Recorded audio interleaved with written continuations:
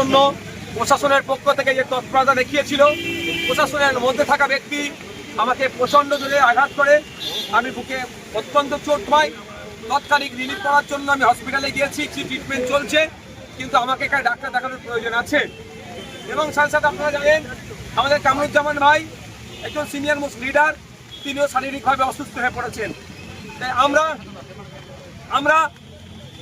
আমাদের নেতৃত্ব যারা আছেন কনস্টিটিউশন প্রোটেকশন ফ্রমের পক্ষ থেকে আমরা আলোচনা করলাম যে আমরা এই ধর্ণামঞ্চকে আজকে এই পর্যন্ত আমরা পোস্টপোন করলাম, শেষ করছি না, আমরা পোস্টপোন করলাম। এটাকে কন্টিনিউ করব। আগামী 24 ঘন্টার মধ্যে মিডিয়ার মাধ্যমে আমরা আমাদের অবস্থান কবে থেকে আবার নতুন করে শুরু হচ্ছে, কারণ আমাদের একটু ট্রিটমেন্টের প্রয়োজন আছে। আমরা বন্ধ করতাম না। আমাদের ইনচার্জ ভাইরা, আমাদের সারোয়ার ভাইরা, আমাদের সিনিয়র মোস্ট যারা আছেন তারা আমাদেরকে সাজেস্ট করেছেন যে আমাদের আন্দোলন এটা দীর্ঘমেয়াদী আন্দোলন, আপনাদের শরীরকে সুস্থ রাখতে হবে। আমাদের জামিয়াতে আহলে হাদিসের নেতা আলমগীর সাহেব থেকে শুরু করে হাকিকুল ভাইরাও আমাদেরকে বলছেন যে আগে আপনারা শরীরের ট্রিটমেন্টেরও দরকার আছে, সুতরাং আপনারা ট্রিটমেন্ট করুন।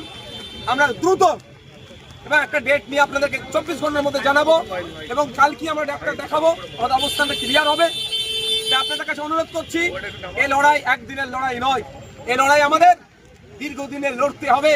কারণ স্বাধীনতার 75 বছর পর থেকেই পার হলেও আজকে আমরা 79তম স্বাধীনতা দিবস উদযাপন করলেও আমি দলিত, আমি আমার সঠিক অধিকার পাচ্ছি না। আমি আদিবাসী, আমি আমার সঠিক অধিকার পাচ্ছি না। আমি মুসলমান, আমি আমার সাংবিধানিক অধিকার পাচ্ছি না। আমি পিছড়ে বর্গের মানুষ, আমার সাংবিধানিক অধিকার আমি পাচ্ছি না। আমার বললিওয়ালা লোকের অভাব। তাই আমরা ঐক্যবদ্ধ হয়েছি, পিছড়ে বর্গের মানুষ একসাথে কাঁধে কাঁধ মিলিয়ে অধিকার আমরা ছিনিয়ে নেব। তাই ধর্ণামঞ্চ এখানেই আজকে সমাপ্ত হলো না, আজকে আমরা এখানে পোস্টপোন করলাম। কন্টিনিউ করার জন্য আমরা 24 ঘন্টার মধ্যে আপনাদের মাধ্যমে, সোশ্যাল মিডিয়ার মাধ্যমে, মিনিস্ট্রি মিডিয়ার মাধ্যমে আমরা জনমানুষে দেব। আমরা কন্টিনিউ কবে থেকে করছি জানবো, এবং আপনারা প্রস্তুত থাকুন। এই কলকাতায় এই রাজপথে আমরা ধর্ণামঞ্চ করবো, আপনাদের কথা দিচ্ছি। কথা বলছি, আপনারা গতকালকে আমাদেরকে গ্রেফতার করার প্রতিবাদে যেভাবে শান্তিপূর্ণ আন্দোলন রাজ্যের বিভিন্ন জায়গায় করেছেন, এটাকে কন্টিনিউ করতে হবে। শান্তিপূর্ণ আন্দোলন চালিয়ে যেতে হবে যতক্ষণ না পর্যন্ত ওবিসি সমস্যার সমাধান করছে রাজ্য সরকার, ফেক এসটি/এসসি সার্টিফিকেট বাতিল করছে, ওয়াকফ সংশোধনী আইন প্রত্যাহার হচ্ছে, এবং নাগরিক ভিন রাজ্যে বাঙালি পরিযায়ী শ্রমিকদের উপর অত্যাচার বন্ধ হচ্ছে, এবং এসআইআর নিয়ে নাগরিক হয়রানি হবে না, এটা ইসিআই জানাচ্ছে তথা কেন্দ্রের সরকার জানাচ্ছে।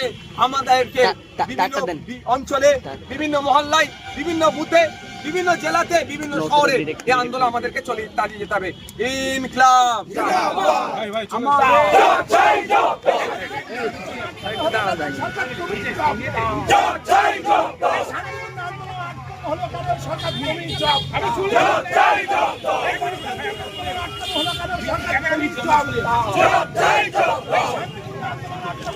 সরকার তুমি জব দাও,